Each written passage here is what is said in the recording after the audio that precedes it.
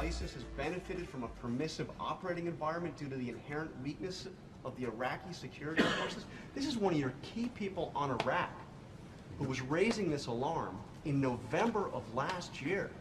Did this message get to the president? There wasn't an acknowledgement of the risk that this organization posed.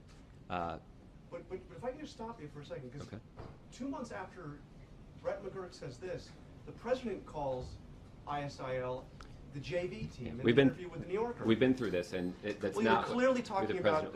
He was clearly talking about ISIL because the question was about. That's not true. All right, folks, that's the back and forth. You heard this yesterday on this show. As pointed out, when Obama threw Clapper and the intelligence people under the bus, he was doing a disservice because they knew. And the president should have known because his Assistant Secretary of State for Iraqi Affairs knew, others knew. There's been testimony in Congress. Joining us is Bill Kristol, founder and editor of the Weekly Standard and ABC News political commentator. Hey, Bill. Hey, Steve. How are you?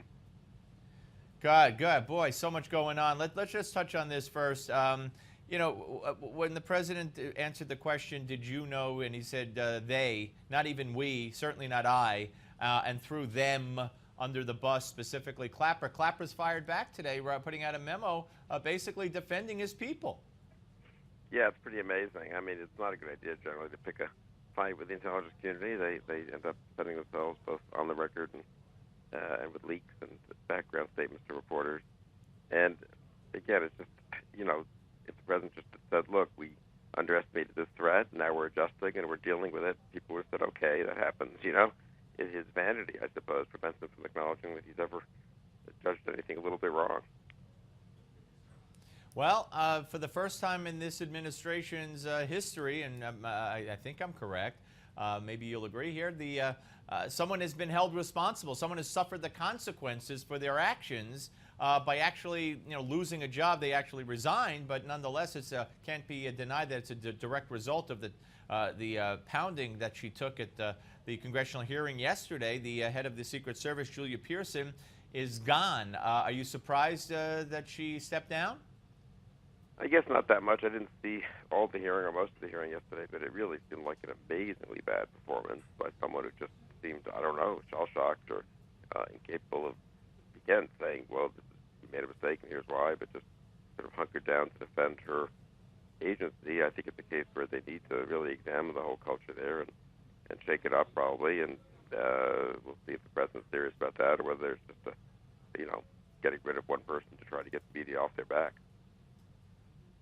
I mean, to me, and this is a good segue, I think, into, you'll be the judge of that, and so will the viewers, into the Ebola situation.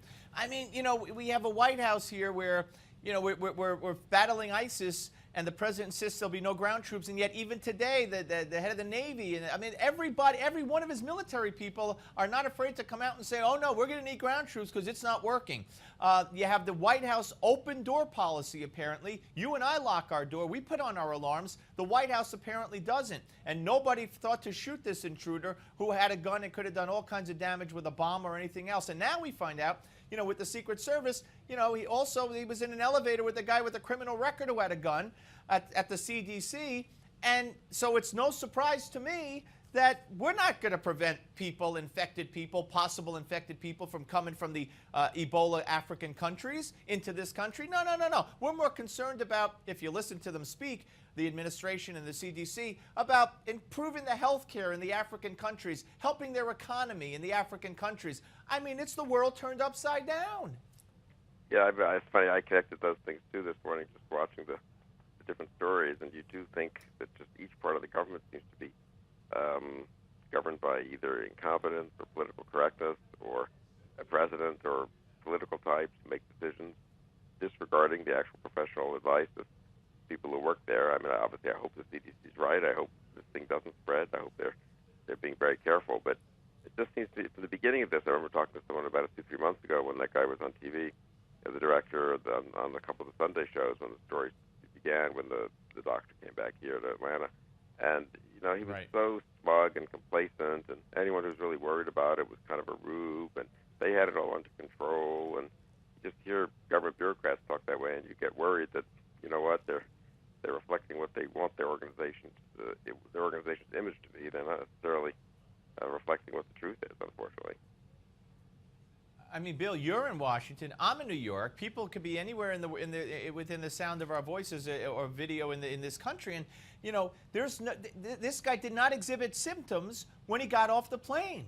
Anybody could be coming from those countries to your town or my town and talking to us and maybe feeling a little sick at the beginning and sneeze or whatever. I mean, I just don't understand how they think they're going to control this from the one person. We already know there are 12 kids he's come in contact with, countless relatives and this and that and whatever, different schools these kids go to, so they've been in contact with other kids, and that's one person. I don't know how they think they're going to prevent this from spreading based on the way things are set up right now. Yeah, I don't know. I don't know what policies they have in place to really test people flying from those countries or coming, you know, in other ways from places where the disease is widespread. So, again, I haven't followed it closely in terms of the actual policies, and I don't know enough to judge exactly what they should be doing. But, yeah, I just have Believe me, Bill, there's no policies. Well, that's the thing. There really doesn't seem to be, right? I mean, that's what's worrisome. I mean, and the CNN reporter who came back, the CNN reporter who came back from Iberia said that her and her crew, they weren't tested at the airport. They weren't, nothing. They weren't asked a question. They got off the plane.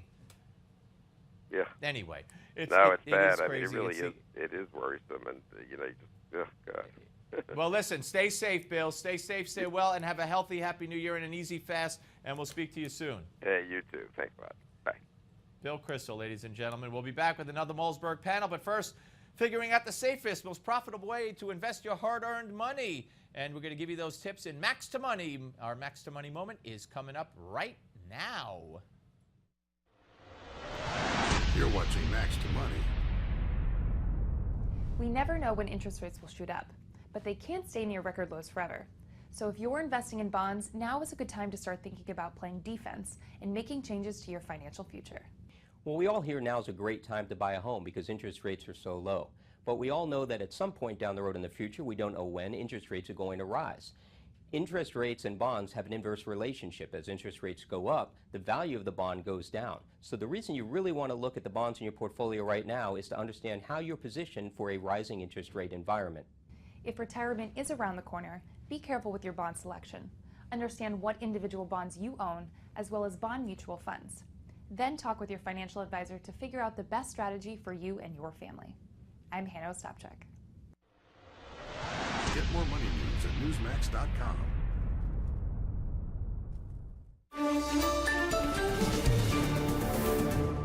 Secret Service Director Julie Pearson resigns. I'm Francesca Page, and the story tops your Newsmax Now update.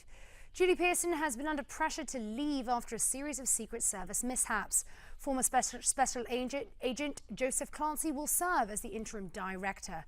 One of those Secret Service mistakes includes the recent indictment where Omar Gonzalez jumped a fence and made it inside the White House. He's pleaded not guilty to the charges against him. And in Oklahoma, the man accused of beheading a co-worker and attacking another has been transferred to jail. Alton Nolan was hospitalized after an employee shot him during the rampage. Texas officials say the man infected with the Ebola virus had contact with at least 5 children. Those children are being monitored. So far, none have showed any symptoms of the disease. That's your Newsmax Now update. More coming your way in 30 minutes.